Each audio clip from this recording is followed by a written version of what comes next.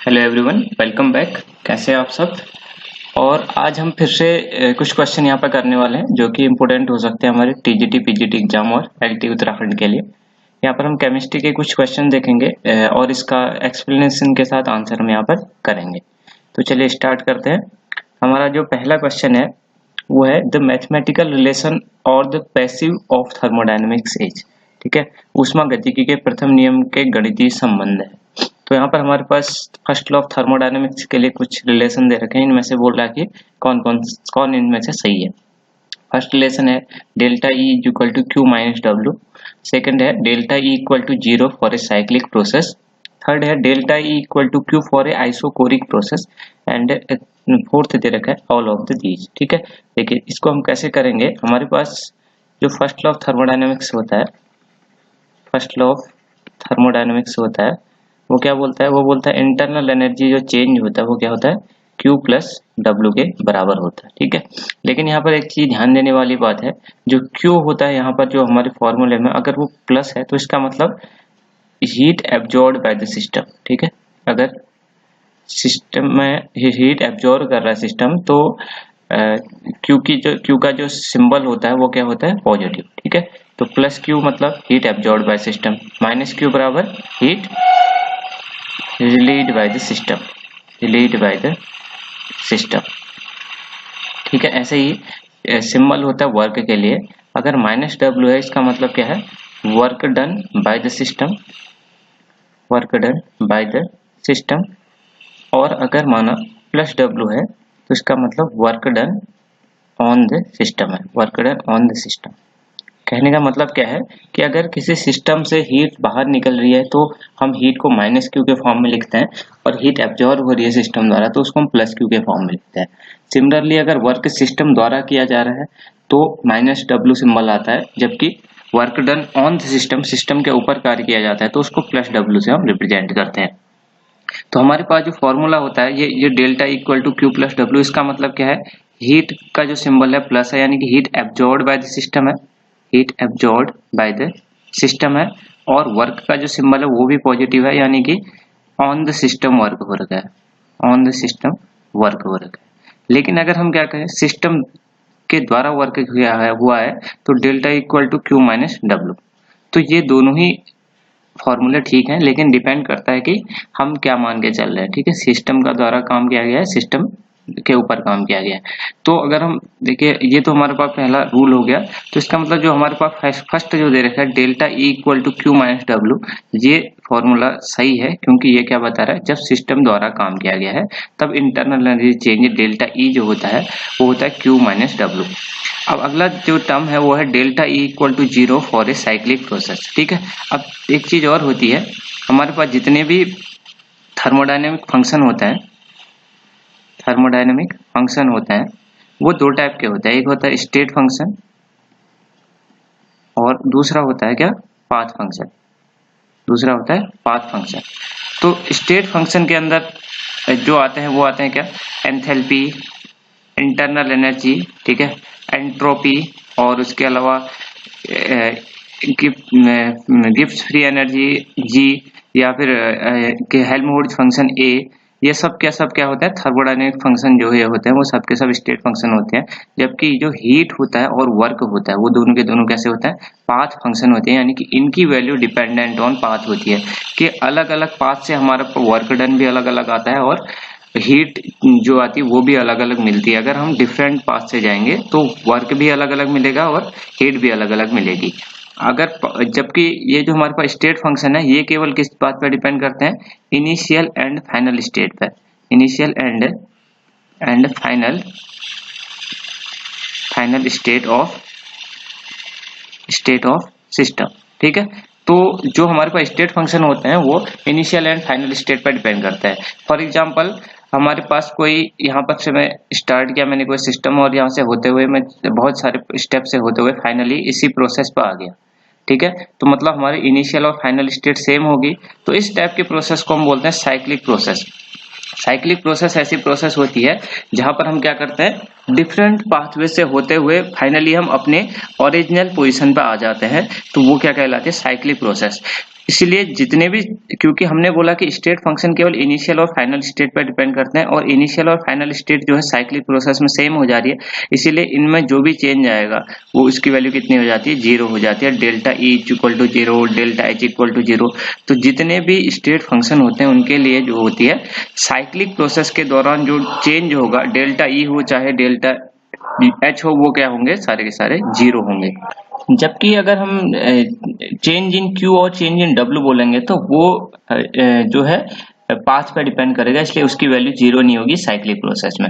तो हमारे पास जो दूसरा ऑप्शन था कि डेल्टा इक्वल टू 0 और ए साइक्लिक प्रोसेस, ये भी सही है क्योंकि सारे जितने भी स्टेट फंक्शन होते हैं उनके लिए चेंज जो होता है वो 0 होता है एक साइक्लिक प्रोसेस के दौरान, क्योंकि ये इनिशियल और फाइनल स्टेट पर डिपेंड करते हैं और साइक्लिक प्रोसेस जो होती है वो सेम इनिशियल और फाइनल स्टेट पर आ जाती है, इस वजह से उसके लिए जो भी चेंज होता है वो 0 होता है।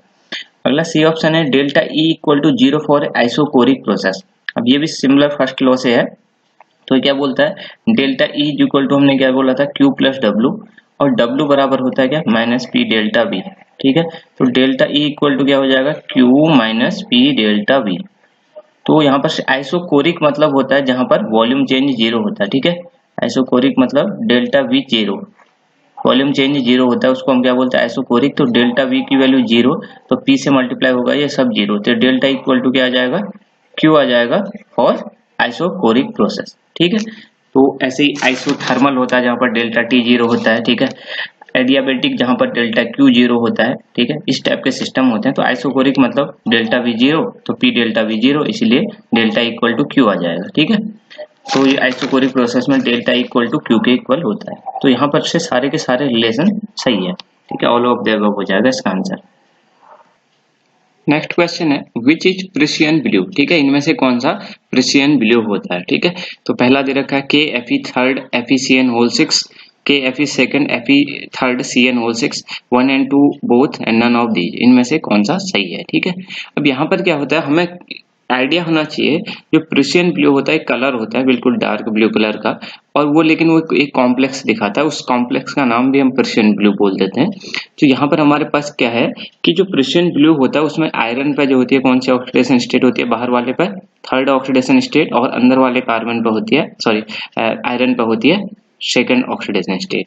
तो ये कौन सा हो गया, K F E third F E C N whole 6। ठीक है, लेकिन एक्चुअल में ये जो होता है ये इस फॉर्म में पाया जाता है, Fe4 FeCN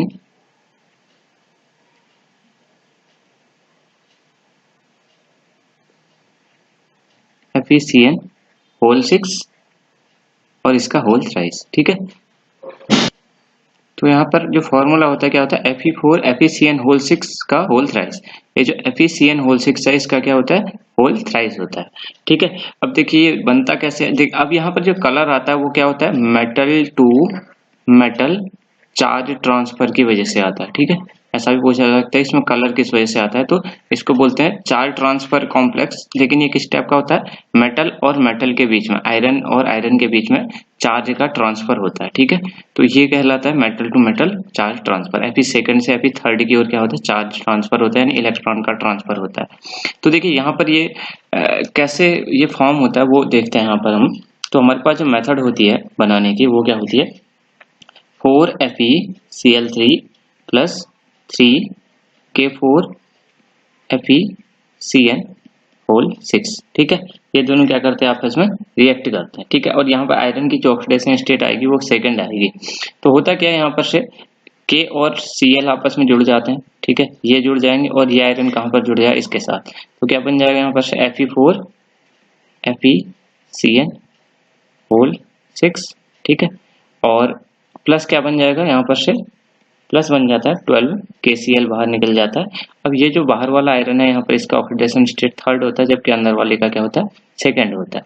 तो इसको बनाने की मेथड होती है, प्रेसियन ब्लू एक कलर होता है। ठीक है, तो यहाँ पर से कौन सा होगा, जो ए ऑप्शन है वहां पर आयरन जो बाहर वाला है उस पर थर्ड ऑक्सीडेशन स्टेट है, जबकि अंदर वाले पर सेकंड ऑक्सीडेशन स्टेट है।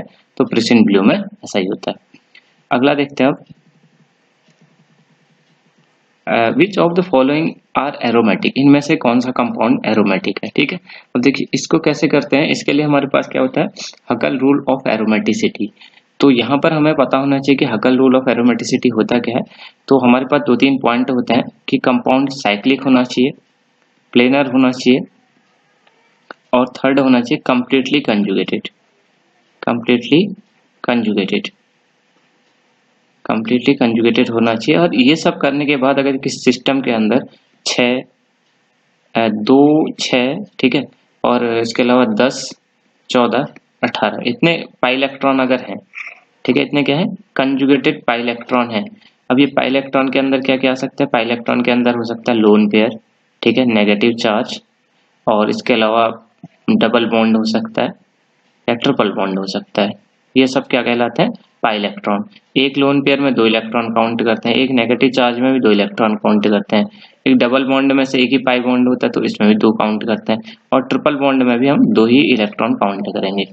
तो यहाँ पर से हमारे पास अगर ये साइक्लिक कोई कंपाउंड हो, प्लेनर कोई कंपाउंड हो, और completely conjugated pi electron system होता है, और इसके अलावा इसके पास 2, 6, 10, 14, 18 पाई इलेक्ट्रॉन होते हैं, तो वो क्या होता है, एरोमेटिक। ठीक, और अगर ये 3 कंडीशन होने के बाद किसी सिस्टम के अंदर 4, ठीक है, 4, 8, 12, 16 ऐसे इलेक्ट्रॉन होते हैं तो इसको क्या बोलते हैं, एंटी एरोमेटिक।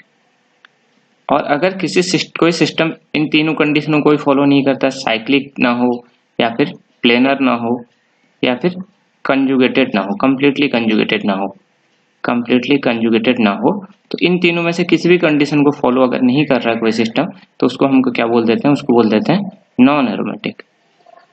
ठीक है, तो अब देखिए हम अपने क्वेश्चन को देखते हैं। देखिए जैसे पहला हमारा सिस्टम है, यहाँ पर क्या है, नाइट्रोजन है, ठीक है, और ये जो कॉम्प्लेक्स है वो क्या है, पिरिडीन है, और पिरिडीन में हम देख रहे हैं 2 पाई इलेक्ट्रॉन ये है, 2 पाई इलेक्ट्रॉन ये है, और 2 पाई इलेक्ट्रॉन ये है। साइक्लिक भी है। प्लेनर हम कैसे पहचान लेंगे, हाइब्रिडाइजेशन या तो sp2 होना चाहिए या फिर sp होना चाहिए, और यहाँ पर sp2 हाइब्रिडाइजेशन है। साइक्लिक है, प्लेनर है, और कंजुगेटेड है, double bond single bond double bond single bond double bond. ठीक है, अब एक चीज ध्यान देना, नाइट्रोजन पर होते हैं लोन पेयर, ठीक है, तो ले लोन पेयर लेकिन क्या होता है, लोकेलाइट होता है। लोकेलाइट मतलब ये पार्टिसिपेट नहीं करते हैं किसमें, डिलोकलाइजेशन में, मतलब ये अपनी जगह पे ही रहते हैं। इस वजह से इसका रीजन होता है कि ये जो हमारे पास पाई ऑर्बिटल होते हैं ये परपेंडिकुलर होता है, जबकि नाइट्रोजन का लोन पेयर sp2 हाइब्रिडाइड एटम होता है, यानी प्लेनर सिस्टम होता है, इस वजह से डिलोकलाइजेशन में पार्टिसिपेट नहीं करता है। तो 2, 2, 4, 2, 6 पाई इलेक्ट्रॉन है, इसका मतलब साइक्लिक, प्लेनर, और 6 पाई इलेक्ट्रॉन, इसका मतलब पहला वाला एरोमेटिक है। दूसरे वाले में जाएंगे तो ये साइक्लिक भी है, और अगर हम प्लेनरिटी की बात करेंगे तो हर किसी जगह पे sp2 हाइब्रिडाइजेशन आएगा। और इसके बाद यहाँ पर हमारे पास क्या होगा, कंजुगेटेड है। देखिए lone pair, single bond, double bond, यहाँ पर से लोन पेयर है, ये डबल बॉन्ड है, फिर सिंगल बॉन्ड, फिर डबल बॉन्ड, तो यहाँ पर कंजुगेशन भी है, और 2, 2, 4 और 2, 6 पाई इलेक्ट्रॉन है, इसका मतलब ये भी कैसा है, एरोमेटिक है। अब यहाँ पर अगर थर्ड जेड वाले में जाएं तो यहाँ पर देखिए कि बीच में जो हाइब्रिडाइजेशन आ जाएगा वो क्या आ जाएगा, sp3। ठीक है, तो इसका मतलब sp3 तो कैसा होता है, टेट्राहेड्रल, यानी कि नॉन प्लेनर। ठीक है, नॉन प्लेनर सिस्टम कैसे होता है, नॉन एरोमेटिक हो जाता है। तो साइक्लिक तो है लेकिन प्लेनर नहीं है, और कंजुगेशन भी नहीं है। देखिए पाई इलेक्ट्रॉन, फिर सिंगल बॉन्ड, फिर सिंगल बॉन्ड, इसीलिए जो हमारे पास x और z है, सॉरी x और y है, वो क्या है, एरोमेटिक है। बाकी z जो है नॉन एरोमेटिक है। ये वाला थर्ड वाला कैसा है, नॉन एरोमेटिक, क्योंकि ये प्लेनर भी नहीं है और कंप्लीटली कंजुगेटेड भी नहीं है। तो यहाँ पर से हमारा डी ऑप्शन सही हो जाएगा। ठीक है, अब नेक्स्ट क्वेश्चन देखते हैं। अगला क्वेश्चन है, which set show inert pair effect. इनमें से कौन सा ऐसा सेट है जो क्या करता है, इनर्ट पेयर इफेक्ट शो करता है। अब होता क्या है इनर्ट पेयर इफेक्ट, सबसे पहले हमें ये जानना है, तो थोड़ा बहुत मैं बता देता हूँ कि इनर्ट पेयर इफेक्ट में क्या होता है। हमारे पास जैसे कोई कंपाउंड, कोई series P block element mostly inert pair effect show करते हैं, पी ब्लॉक एलिमेंट्स। तो इसमें क्या है, जैसे बोरॉन है, एल्यूमिनियम है, गैलियम है, इंडियम है, और थैलियम है। ठीक है, तो यहाँ से नीचे की ओर जब हम बढ़ते हैं तो एटॉमिक नंबर इंक्रीज करता है। ठीक है, और जैसे अगर हम बोरॉन का कॉन्फ़िगरेशन देखें तो हो जाएगा क्या, 5 1s2 2s2 और 2p1। ठीक है, तो हमें वैलेंस शेल में क्या दिख रहा है, 2s2 और 2p1। अब होता क्या है, जैसे जैसे नीचे की तरफ बढ़ते हैं हम, तो जैसे जैसे ग्रुप में हम नीचे की तरफ बढ़ते हैं, यहाँ से बोरॉन से एल्यूमिनियम, गैलियम, इंडियम, थैलियम, तो होता क्या है, न्यूक्लियर चार्ज क्या होता है, धीरे धीरे बढ़ते जाता है। ठीक है, न्यूक्लियर चार्ज बढ़ते जाता है, हालांकि इलेक्ट्रॉन भी बढ़ रहे हैं, लेकिन होता क्या है जैसे जैसे हम नीचे की तरफ बढ़ते हैं तो न्यूक्लियर चार्ज ज्यादा बढ़ने की वजह से क्या हो जाता है, ये NS और NP, ठीक है। तो NS जो होता है, जो न्यूक्लियस S पे जो इलेक्ट्रॉन होते हैं न्यूक्लियस की तरफ ज्यादा अट्रैक्ट हो जाते हैं इन कंपेयर टू NP के, क्योंकि NS के जो इलेक्ट्रॉन होते हैं वो NP वाले ऑर्बिटल को अंदर की तरफ नहीं आने देते ड्यू टू शील्डिंग इफेक्ट, क्योंकि NS का शील्डिंग इफेक्ट ज्यादा होता है, इस वजह से NP के ऑर्बिटल को अंदर की तरफ नहीं आने देते हैं। इस वजह से क्या हो जाता है, NS के इलेक्ट्रॉन जो होते हैं न्यूक्लियस के बहुत ज्यादा पास आ जाते हैं, ठीक है। NS के इलेक्ट्रॉन क्या आ जाते हैं, न्यूक्लियस के बहुत ज्यादा पास। इस वजह से न्यूक्लियस अब इन इलेक्ट्रॉनों को बहुत टाइटली होल्ड करे रहता है और बॉन्डिंग में पार्टिसिपेट करने नहीं देता है, ठीक है। तो NH2 जो इलेक्ट्रॉन होंगे वो क्या होंगे, न्यूक्लियस की तरफ ज्यादा अट्रैक्टेड होंगे, इसलिए P के इलेक्ट्रॉन तो बॉन्डिंग में पार्टिसिपेट करते हैं और NH2 के इलेक्ट्रॉन बॉन्डिंग में पार्टिसिपेट नहीं करते हैं। इस वजह से जो लोअर मेंबर होते हैं वो लो ऑक्सीडेशन स्टेट शो करते हैं। लो ऑक्सीडेशन स्टेट क्योंकि यहाँ पर क्या होगा, NS के इलेक्ट्रॉन बॉन्डिंग में पार्टिसिपेट करेंगे नहीं, केवल NP के करेंगे। तो यहाँ पर जैसे +1 ऑक्सीडेशन स्टेट या इस टाइप की ऑक्सीडेशन स्टेट आएगी जो लोअर ऑक्सीडेशन स्टेट होती है ग्रुप की, ठीक है। इस वजह से हम बोलते हैं कि इनर्ट पेयर इफेक्ट में क्या होता है कि जो NS के इलेक्ट्रॉन होते हैं बॉन्डिंग में पार्टिसिपेट नहीं करते हैं, इसी पेयर को क्या बोला जाता है, इनर्ट पेयर बोला जाता है, क्योंकि ये बॉन्डिंग के लिए इनर्ट हो गया है या फिर अब लो ऑक्सीडेशन स्टेट शो करते हैं एलिमेंट इनर्ट पेयर इफेक्ट की वजह से। अब है क्या यहाँ पर से, कौन सा element inert pair effect show करेगा, जो ग्रुप में लास्ट में को आएंगे, अंतिम में को जो आएंगे वही क्या करते हैं, इनर्ट पेयर इफेक्ट शो करते हैं, फर्स्ट वाले शो नहीं करेंगे। तो यहाँ पर हमारे पास बोरॉन, एल्यूमिनियम, गैलियम ये तो पहले के आ रहे हैं, इसलिए यहाँ तो इनर्ट पेयर इफेक्ट होगा नहीं। हीलियम, नियॉन और ऑर्गन ये भी क्या होंगे, ग्रुप में पहले पहले ही होंगे 18th ग्रुप में। इसके अलावा जो पी, क्योंकि आयरन, कोबाल्ट और निकल ये तो डी ब्लॉक के एलिमेंट है, ये तो शो नहीं करते इनर्ट पेयर इफेक्ट। अब हमारे पास कौन सा बचा है, जर्मेनियम, टिन और लेड, ठीक है। तो हम अगर देखें कार्बन, सिलिकॉन, जर्मेनियम, टिन और लेड, ठीक है। तो नीचे के जो एलिमेंट होंगे उन्हीं में क्या होता है, इनर्ट पेयर इफेक्ट शो होता है। इस वजह से क्या होता है, यहाँ पर NS ऑर्बिटल के जो इलेक्ट्रॉन होते हैं वो बॉन्डिंग में पार्टिसिपेट नहीं करते, उसको हम इनर्ट पेयर बोलते हैं, जबकि NP के क्या करते हैं, बॉन्डिंग में पार्टिसिपेट करते हैं। इसीलिए मोस्टली लेड जो होता है, जैसे अगर हम यहाँ पर देखें तो लेड जो है PbCl2 के फॉर्म में पाया जाता है, PbCl4 के फॉर्म में एग्जिस्ट नहीं करता है, क्योंकि +4 ऑक्सीडेशन स्टेट इसकी पाई नहीं जा सकती, क्योंकि 4 इलेक्ट्रॉन लेड के पार्टिसिपेट नहीं करेंगे, केवल 2 इलेक्ट्रॉन जो NH2 NP2 में से केवल P वाले इलेक्ट्रॉन ही बॉन्डिंग में पार्टिसिपेट करेंगे। इस वजह से लेड जो है PbCl2 के फॉर्म में मोस्टली पाया जाता है, ना कि PbCl4 के फॉर्म में, ठीक है। तो ये हमारा जो क्वेश्चन है उसका आंसर जो हो जाएगा वो क्या हो जाएगा, वो हो जाएगा हमारे पास जर्मेनियम, टिन और लेड, ठीक है, क्योंकि इनमें क्या होगा, ये लास्ट के एलिमेंट है, इनमें NS ऑर्बिटल जो है वो बॉन्डिंग में पार्टिसिपेट नहीं करेगा, ठीक है। अब नेक्स्ट देखते हैं हम, अगला क्वेश्चन है इन सोडियम नाइट्रोफ्लूसाइड Na2FeCN5NO। तो इसमें से कुछ बातें कही है, इसके बारे में क्या सही है। पहला है कि oxidation state of iron is +2, this is NO plus as a ligand, this has NO plus as a ligand, both first and second are correct, none of these, ठीक है। तो यहाँ पर एक इंपोर्टेंट बात है, ये काफी इंपोर्टेंट कॉम्प्लेक्स होता है, बहुत जगह पूछा जाता है, इसको सोडियम नाइट्रोक्लोराइड बोला जाता है। तो यहाँ पर जो NO की जो NO जो है यहाँ पर एक पॉजिटिव लिगेंड की तरह काम करता है। जनरली लिगेंड जो होता है वो नेगेटिव या न्यूट्रल होता है, लेकिन कुछ लिगेंड पॉजिटिव भी होते हैं, जैसे NO है या NH2 NH3 पॉजिटिव होता है, ये सब कहीं कहीं पर क्या करते हैं, पॉजिटिव लिगेंड की तरह भी काम करता है। तो सोडियम नाइट्रोक्लोराइड में जो होता है NO पॉजिटिव लिगेंड की तरह काम करता है। तो अगर यहाँ पर हम ऑक्सीडेशन स्टेट निकालेंगे तो सोडियम की वजह से +2 प्लस आयरन की जगह हम X रख देते हैं और साइनाइड की जगह -5 आ जाएगा, प्लस NO का जो ऑक्सीडेशन स्टेट होगा वो +1 होगा, इक्वल टू क्या आ जाएगा 0। तो यहाँ पर से +2 प्लस X -4 इक्वल टू 0, तो X इज इक्वल टू क्या आ जाएगा +2, यानी कि यहाँ पर आयरन का जो ऑक्सीडेशन स्टेट आएगा वो क्या आएगा +2, और आयरन +2 में ही ज्यादा स्टेबल भी होता है, इस वजह से NO यहाँ पर +1 ऑक्सीडेशन स्टेट शो कर रहा है। तो इसमें से अगर सोडियम नाइट्रोक्लोराइड, ये याद ही होना चाहिए, काफी इंपोर्टेंट कॉम्प्लेक्स होता है Na2FeCN5NO। तो यहाँ पर से हमें याद रखना है क्या होता है, oxidation state of iron is +2 होती है, ठीक है, और this has NO as a ligand positive, ये भी सही है, मतलब दोनों के बोथ A एंड B दोनों के दोनों करेक्ट ऑप्शन है, ठीक है। तो ये यहाँ पर एक ये ऐसा कॉम्प्लेक्स है जहाँ पर NO as a positive ligand काम करता है। नेक्स्ट क्वेश्चन इज, अगला क्वेश्चन जो हमारे पास है, for a reaction 1/2A gives 2B, rate of disappearance of A is related by the rate of appearance of B by the expression. ठीक है, तो ये बहुत सिंपल सा क्वेश्चन होता है जो कि केमिकल काइनेटिक्स से है। तो यहाँ पर क्या होता है, हमें रेट ऑफ डिसअपीयरेंस या rate of appearance of reactant product, इस हिसाब से हमें रिलेशन निकालना होता है। तो कैसे रिलेशन इसको निकालते हैं, हमारे पास ऑप्शन अभी देखते हैं हम कैसे निकालेंगे। पहले हम ट्राई कर लेते हैं इसको निकालना कैसे है। तो कैसे करेंगे हम इसको, देखिए यहाँ पर हमारे पास होता है, जब हमारे पास इक्वेशन दी होती है उसको हम डायरेक्टली लिखते हैं पहले 1/2A गिव्स 2B। ठीक है, 1/A गिव्स 2B।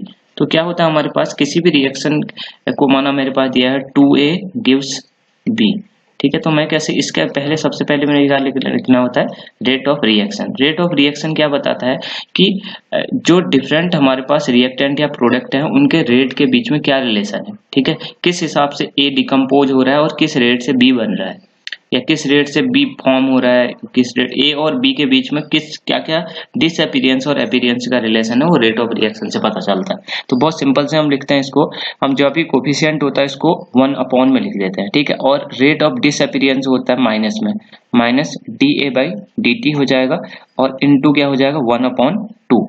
ठीक है, और इक्वल टू क्या हो जाएगा 1/1 लिख देंगे क्योंकि इसका कोफिशिएंट 1 है, और इसका फॉर्मेशन हुआ है इसलिए इसको क्या बोलेंगे प्लस dB/dt, इसका रेट हो जाएगा। ठीक है, अब यहाँ पर से अगर हमसे पूछा जाए कि dB/dt क्या होगा, rate of formation of B है। ठीक है, dB/dt क्या rate of formation of B, तो क्या हो जाएगा डायरेक्टली रिलेशन है, क्या हो जाएगा 1/2 माइनस 1/2 dA/dt, ये रिलेशन हो जाएगा। तो इसी प्रकार से अगर हमें क्वेश्चन यहाँ पर दिया गया है तो इसको हम कैसे लिख सकते हैं, इसका रेट ऑफ रिएक्शन लिख सकते हैं 1/2 माइनस का dA/dt इक्वल टू क्या हो जाएगा 1/2 प्लस का dB/dt। जो भी हमारा कोफिशिएंट है उसको 1 में लिख देंगे, जैसे 1/2 है तो 1/1/2 हो जाएगा, ऐसे 2 है तो 2 क्या हो जाएगा 1/2। तो डिसअपीयरेंस मतलब माइनस dA/dt, और अपीयरेंस किसका होगा, प्रोडक्ट का अपीयरेंस होगा तो उसको प्लस dB/dt लिख देते हैं। तो ये आ जाएगा 2 माइनस का dA/dt इक्वल टू क्या हो जाएगा 1/2 dB/dt। अब जो हमारे रिलेशन दे रखे हैं वो सारे के सारे क्या दे रखे हैं, माइनस का dA/dt के फॉर्म में सारे के सारे दे रखे हैं। तो हम क्या लिख सकते हैं, माइनस का dA/dt इक्वल टू क्या हो जाएगा 1/4 dB/dt। ठीक है, पर इस टाइप के क्वेश्चन आते हैं और बहुत सिंपल से क्वेश्चन होते हैं, बस हमें रेट ऑफ रिएक्शन लिखना होता है, फिर हम rate of disappearance of A भी निकाल सकते हैं और rate of appearance of B। जैसे हमें अगर यहाँ पर पूछा जाता है dB/dt क्या होगा, तो हम क्या कर देते हैं 4 dA/dt ऐसे हम कर देते हैं।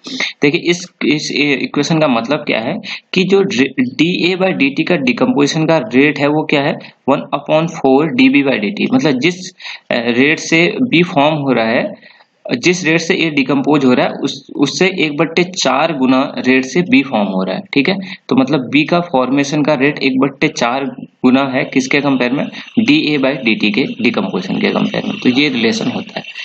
तो यहाँ पर से अब हमारे पास जो आंसर होगा वो क्या होगा, यहाँ पर से डी ऑप्शन हो जाएगा, एक मिनट, हाँ डी ऑप्शन, सॉरी हमारे पास क्या हो जाएगा बी ऑप्शन। ठीक है, 1/4 dB/dt हो जाएगा।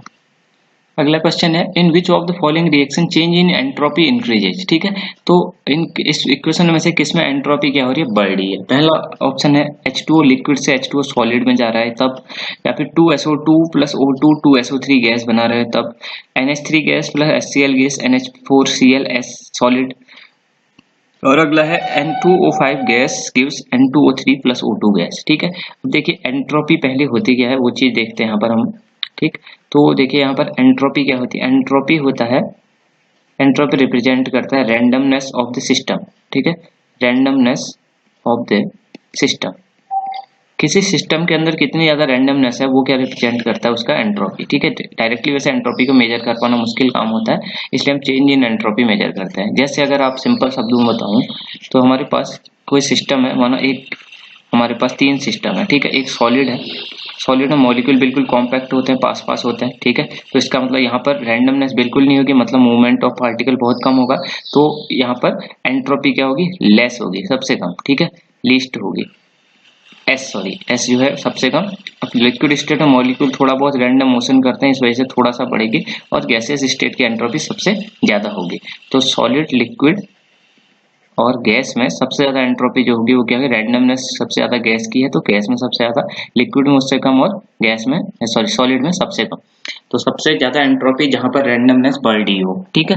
अब देखो यहाँ पर अगर हम पहला ऑप्शन देखें, H2O लिक्विड से H2O सॉलिड में जा रहा है, तो इसका मतलब क्या हो रहा है, रैंडमनेस क्या हो रही है, घट रही है, मतलब मॉलिक्यूल पास पास आ रहे हैं, ठीक है। पास पास आ रहे हैं तो मॉलिक्यूल मोशन नहीं करेंगे, इसलिए रैंडमनेस कम हो जाएगी।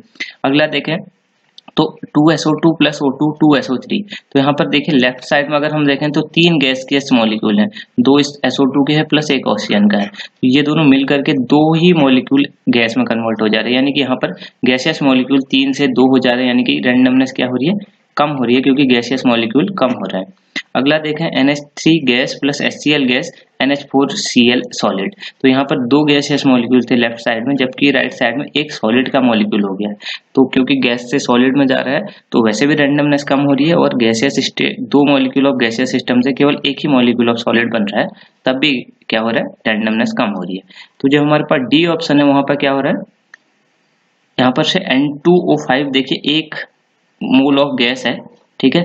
1 मोल ऑफ गैस से हमें क्या मिल रहा है, यहाँ पर N2O3 gas plus O2 gas, ठीक है। तो यहाँ पर क्या हो रहा है, 2 मोल्स ऑफ गैसियस सिस्टम मिल रहे हैं हमको एक से, ठीक है। एक से क्या हो रहा है, 2 मिल जा रहे हैं गैस के मॉलिक्यूल, तो इसका मतलब क्या हो रहा है, रैंडमनेस बढ़ रही है, तो एंट्रोपी इसका मतलब बढ़ रही है, ठीक है। एंट्रोपी क्या हो रही है, इंक्रीज हो रही है। तो डी ऑप्शन ही एक ऐसा ऑप्शन है जहां पर हमें गैसियस मोल्स बढ़ते हुए दिख रहे हैं, इसलिए हम क्या बोलेंगे, डी ऑप्शन में एंट्रोपी बढ़ रही है। अगला क्वेश्चन है, in a benzene molecule which is non linear the normal mode of vibrations are, ठीक है। तो ये हमारे पास वाइब्रेशनल स्पेक्ट्रोस्कोपी से क्वेश्चन है। तो एक माना बेंजीन मॉलिक्यूल है, हमारे पास बेंजीन मॉलिक्यूल होता है, ये कैसा मॉलिक्यूल है बोल रहा है, ये एक नॉन लीनियर मॉलिक्यूल है, ठीक है। तो नॉन लीनियर मॉलिक्यूल में कितने वाइब्रेशनल मोड होंगे, तो हमें सिंपल हमारे पास फॉर्मूला होता है 3n-6, जो फॉर्मूला होता है वो क्या होता है, नंबर ऑफ वाइब्रेशनल मोड, ठीक है। वाइब्रेशनल मोड ये किसके लिए होता है, ये नॉन लीनियर मॉलिक्यूल के लिए होता है, ठीक है। नॉन लीनियर मॉलिक्यूल में अगर हमें वाइब्रेशनल मोड निकालने होते हैं तो वो क्या होता है 3n-6, और 3n-5 का होता है number of vibrational mode for किसके लिए, लीनियर मॉलिक्यूल के लिए। तो ठीक है, लीनियर मॉलिक्यूल कैसे होंगे, जैसे हमारे पास CO2 है, CO2 लीनियर होता है, ठीक है। इसके अलावा जैसे हमारे पास अदर कोई सिस्टम है जैसे HCl है, ये भी क्या है, लीनियर सिस्टम। तो इस टाइप से हम निकाल सकते हैं, जहां पर n क्या है, n है नंबर ऑफ एटम्स, ठीक है, मॉलिक्यूल के अंदर कितने एटम्स हैं। तो अगर हम बेंजीन के मॉलिक्यूल को देखें तो इसका फॉर्मूला क्या होता है, C6H6, ठीक है। तो यहाँ पर कितने एटम होंगे, 6 कार्बन के और 6 हाइड्रोजन के, तो 3n कितना हो जाएगा 12, ठीक है, -6, तो 12 दूनी 14 36 -6, ठीक है। तो कितना आ जाएगा 30 क्या हो जाएंगे, टोटल वाइब्रेशनल मोड्स हो जाएंगे, ठीक है।